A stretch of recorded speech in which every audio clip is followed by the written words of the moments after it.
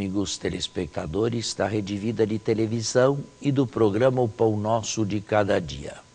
Ontem havia falado do universalismo dos livros de Ruth e também de Jonas, escritos no século V antes da nossa era, quando os exilados e repatriados viveram a primeira fase do sacerdócio de Jerusalém, chamado o primeiro sadocismo, até o ano 400, mais ou menos, até a época de Esdras e, sobretudo, Neemias. Foi uma época de expansão. Foi uma época em que não somente estes livros, mas profetas predisseram a salvação para povos distantes de ilhas longínquas.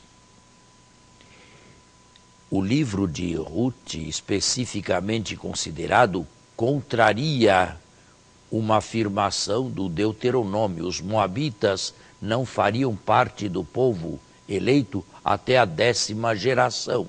É uma outra visão, é uma visão menos fechada, é uma visão mais aberta.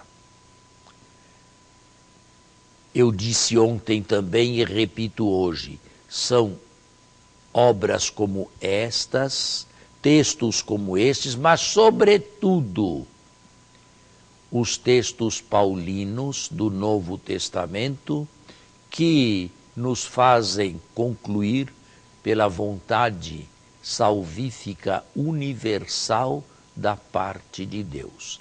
Deus não se contenta em ter um único povo que lhe pertença, o povo da aliança, o povo de Israel, mas quer que a este povo da aliança se juntem todos os povos de boa vontade e forme a humanidade uma nova e definitiva aliança no sangue de Jesus. Para tanto, e para realizar esta vontade de Deus, existem os missionários e as missionárias, em sentido estrito, pelo mundo inteiro. Às vezes, eles não conseguem converter, no sentido de levar alguém ao batismo. Mas é interessante conhecer o estilo de vida destas pessoas em terras onde os cristãos são minoria insignificante, como, por exemplo, nos países do Médio Oriente. Dificilmente algum muçulmano se converte à fé cristã.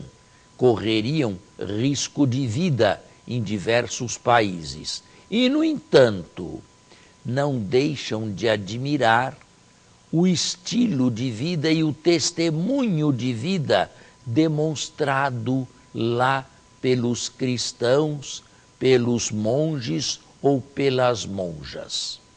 É uma presença que é, ao mesmo tempo, um sinal.